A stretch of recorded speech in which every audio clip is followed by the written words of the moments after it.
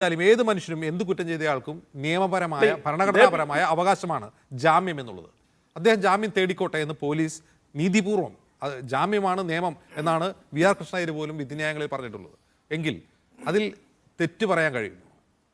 അല്ല, അങ്ങനെയാണ് ഒറ്റ സെന്റൻസോട് ഞാൻ പറയാം. അവസരം തരണം.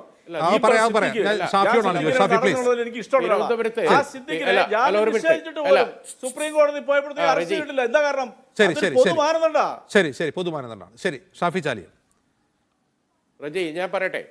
അതായത് തിരുവനന്തപുരത്തെ കോടതിയിൽ ആദ്യത്തെ വിദ്വേഷ പ്രസംഗത്തിനെടുത്ത ആ കേസിൽ ജാമ്യം കൊടുക്കുന്ന ആ ജാമ്യ വ്യവസ്ഥ എന്താണെന്ന് പഠിക്കണം. എന്താ ജാമ്യ വ്യവസ്ഥ? അദ്ദേഹം പറഞ്ഞു, ഇനി മേലാൽ ഞാൻ മതവിദ്വേഷം ഉണ്ടാക്കുന്ന ഒരു വാക്കും പറയില്ലെന്ന് ബഹുമാനപ്പെട്ട കോടതിക്ക് മുമ്പിൽ സത്യവാങ്മൂലം സമർപ്പിച്ചതിന്റെ അടിസ്ഥാനത്തിലാണ് ജാമ്യം കിട്ടുന്നത്.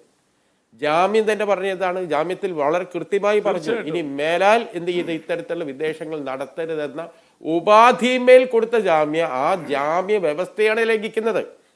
ഈ ജാമ്യ വ്യവസ്ഥ ലംഘിച്ചാൽ എന്താ ചെയ്യേണ്ടത്? ആ തിരുവനന്തപുരം കോടതിയിൽ പി സി ജോർജ് ജാമ്യ വ്യവസ്ഥ ലംഘിച്ചിരിക്കുന്നു. ഞാൻ പറയട്ടെ റജി സംസാരിക്കുമ്പോൾ ഞാൻ മുണ്ടിയോ? അതിന്റെ ഒരു പിന്നെ എന്താ മര്യാദ എന്നോട് തിരിച്ചു കാണിക്കും.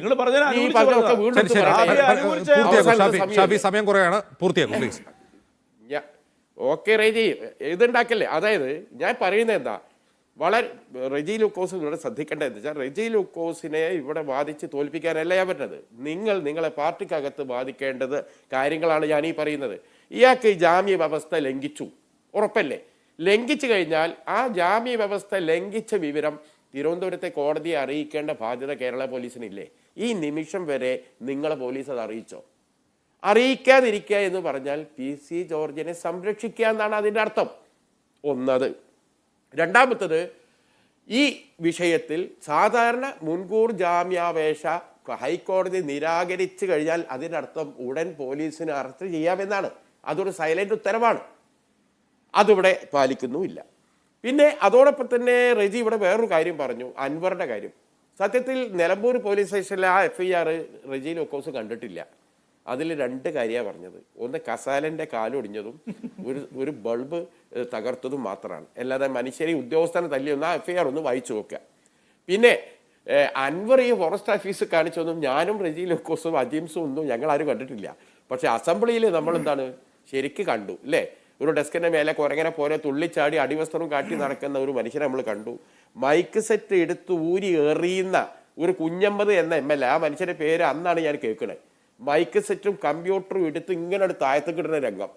കസേല ജയരാജനും KT ജലീലും ഒക്കെ പാടെ കൂടിയിട്ട് ആനയെ ഉന്തി കൊണ്ടുപോയി ആ കസാല താഴോട്ട് വീഴുമ്പോൾ എമ്മാരി വരെ കാളൂട്ട് മത്സരം ജയിച്ച ആളെ പോലെ തുള്ളി ചാടി കളിക്കുന്ന ആളുകൾ. ഇതൊക്കെ നമ്മൾ കണ്ടതാണ്.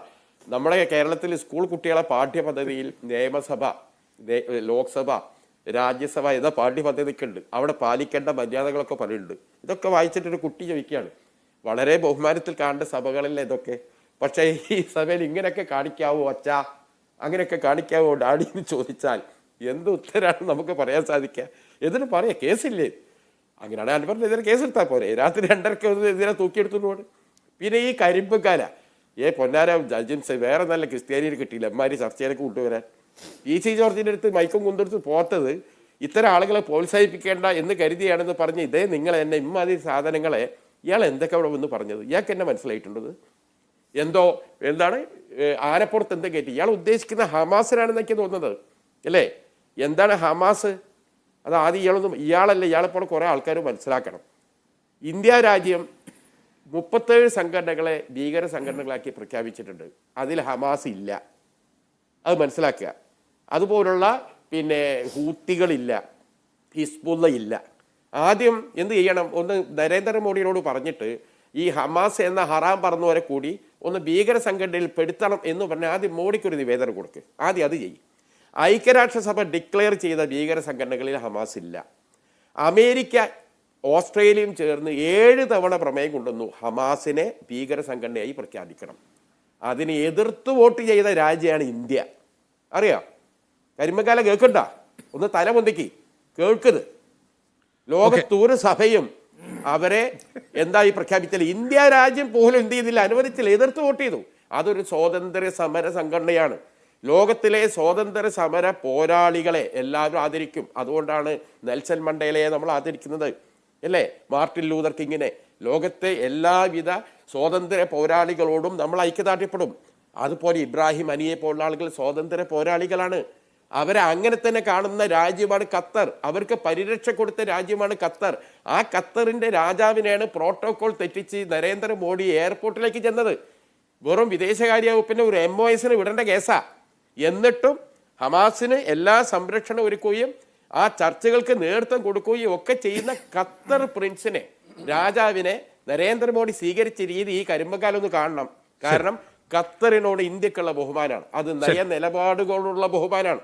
അതുകൊണ്ട് ഈ ഹറാത്ത് ഹംക്ക് എന്നൊക്കെ പറഞ്ഞ പോലെ ഈ ഹമാസിന്റെ അർത്ഥം ആ ചങ്ങാതിക്ക് തിരിവില്ല, ഒന്ന് പറഞ്ഞു കൊടുക്കുക ആ കരിമ്പക്കാലക്ക്. ശരി, കരിമ്പക്കാലം എന്തെങ്കിലും പറയാനുണ്ടോ മറുപടി?